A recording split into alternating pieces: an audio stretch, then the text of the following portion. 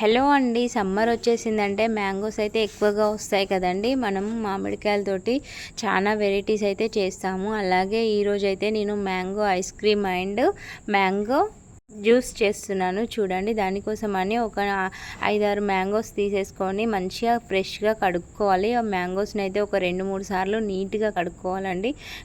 కడుక్కున్న తర్వాత మంచిగా ఇలా కట్ చేసుకొని అన్నీ ఇట్లా మనం మిక్సీ గిన్నెలోనైతే వేసేసుకోవాలి.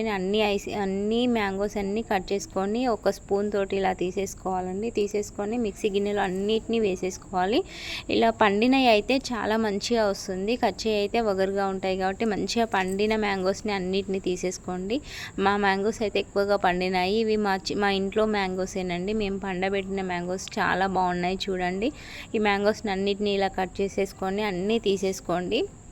ఇలా తీసుకున్న తర్వాత దీంట్లో మిక్సీ గిన్నెలో వేసుకున్న తర్వాత ఇలా మనం ఐస్ క్రీమ్స్ చేసి పెడితే చిన్నపిల్లలు బయటికి వెళ్ళకుండా ఐస్ క్రీమ్స్ ఇంట్లోనే తింటారు. మనకు డబ్బులు అయితే వేస్ట్ కావు, మళ్ళీ హెల్తీ ఐస్ క్రీమ్ కాబట్టి మీరైతే ప్రతి ఒక్కరు ఇంట్లోనే ఇలా ట్రై చేసేసుకోండి. చాలా బాగుంటుంది, టేస్టీ ఉంటుంది, చాలా నీట్గా మంచిగా ఉంటుంది.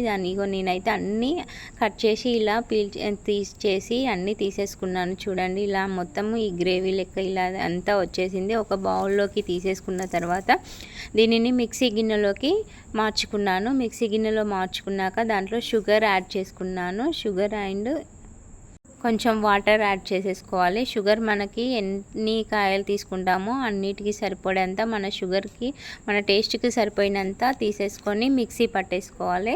ఇలా మిక్సీ పట్టుకున్న దాంట్లో సబ్జా గింజలు నానబెట్టుకొని పక్కన పెట్టుకున్నాం కదండి, ఆ సబ్జా గింజలని కూడా జ్యూస్లో వేసేసుకుంటే చాలా టేస్టీగా ఉంటాయి. ఇలా జ్యూస్ అయితే ఇలా అయిపోయింది. చూడండి, దీనిలో కొన్ని పక్కకు తీసేసుకొని కొంచెం జ్యూస్ పక్కకు తీసేసుకొని జ్యూస్ చేసినాను.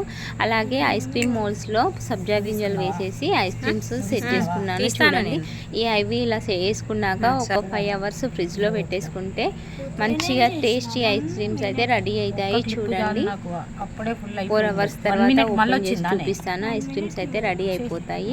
చాలా టేస్టీగా ఉంటాయి. పిల్లలు కూడా చాలా ఇష్టంగా తింటారు. మనం బయటికి వెళ్ళి కొనుక్కొచ్చుకొని డబ్బులు అయితే వేస్ట్ చేసుకోకుండా ఇలానైతే ప్రిపేర్ చేసేసుకోండి. చాలా నీట్గా మంచిగా ఉంటాయి. పిల్లలు కూడా ఇష్టంగా తింటారు. మా చార్వీన్ అయితే చాలా ఇష్టంగా తింటుందండి. ఇలా చేసి పెడితే బయట ఫుడ్ ఎక్కువగా తినరు మా పిల్లలు.